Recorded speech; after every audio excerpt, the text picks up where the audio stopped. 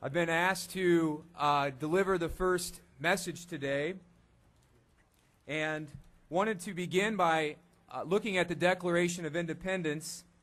It states there, obviously, as all of us are probably aware, that all men are created equal and they are endowed by their Creator with certain unalienable rights.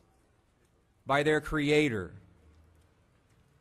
The First Amendment of the United States Constitution says, "The Congress shall make no law respecting an establishment of religion or prohibiting the free exercise thereof." The free exercise. It's important to note that the Founding Fathers saw these rights and freedoms as things given to each person by their Creator. There's a very dangerous notion that has begun to creep into our vocabulary in this country, and that is this. Some are beginning to suggest that the rights that we have are given to us by the federal government or the state government or some other government. That is flat wrong, and our Founding Fathers never suggested such rubbish. Rights and freedoms come from one place. They come from our Creator.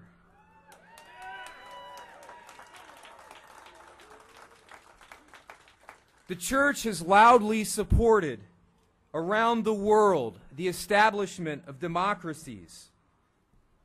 Two of the champions of those have been Pope Benedict XVI and Pope John Paul II. They have both, though, been quick to warn that democracy, if it is unhinged from the idea that freedoms come from God, then what is left in the wake of that is a sick and depraved and dangerous form of totalitarianism. Some have also started to use dangerous vocabulary on another front. Not only are some suggesting that it is government who grants people rights and freedoms, some are also suggesting that religion is something simply contained in houses of worship. We are hearing the dangerous phrase, freedom of worship, more and more from some of our politicians, as if religious beliefs ought only to be on display behind closed doors of churches and mosques and synagogues. But we already have a word for people who only practice their faith behind church doors. That word is hypocrite. Our founding fathers knew that religion and faith were not to be contained by church doors. That's why the First Amendment says, quote, "the free exercise thereof." Exercising one's faith can never be something that is done at a worship service alone. But it seems that some are beginning to forget that. With the specific issue in the news recently that has sparked this rally and others, the HHS mandate, some have said, hey, rejoice, there's a compromise now. The compromise is nothing more than an accounting gimmick and is not a compromise at all, but a further slap in the face that anyone would suggest that it is a compromise. Even if there were a compromise at this point, who cares? If someone told me they were going to kill my mother and then told me they changed their mind, I wouldn't be appreciative for the change of heart. I'd still think they were crazy. The threats to religious liberty that have popped up recently would be scary enough if they were simply talked about by people. But these threats to religious liberty are on the brink of implementation.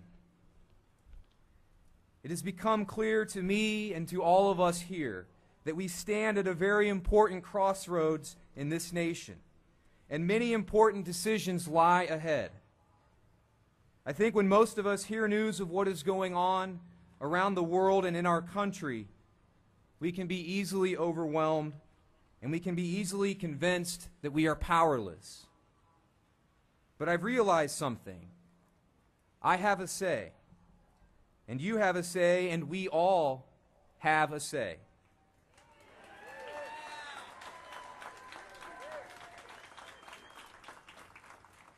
And despite the fact that some would try to take that say away from me and you, I'm going to keep saying my say until they cart me off to jail.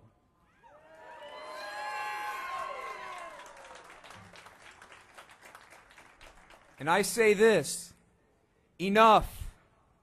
The government is supposed to be protecting the rights that have been given to me by God, not swallowing them up.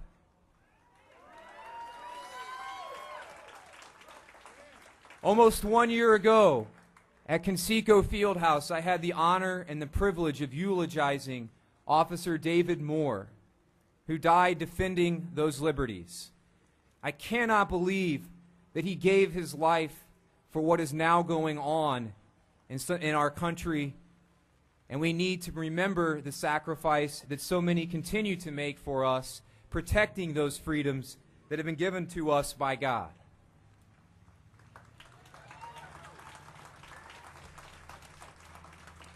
I have a say, you have a say, and we all have a say. And in the election booths, we all have a say.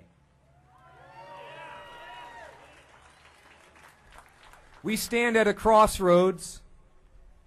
This will either be the day that we tell younger generations that the dream of America began turning into a nightmare, or it will be a day that we will tell younger generations that people stood up for the first time in a long time and reminded bureaucracy and government that their proper role is to defend the rights and freedoms and consciences of all people. May today be the latter. May it be a turning point back to sane and reasoned government, government of the people, by the people, and for the people. Amen. God bless America.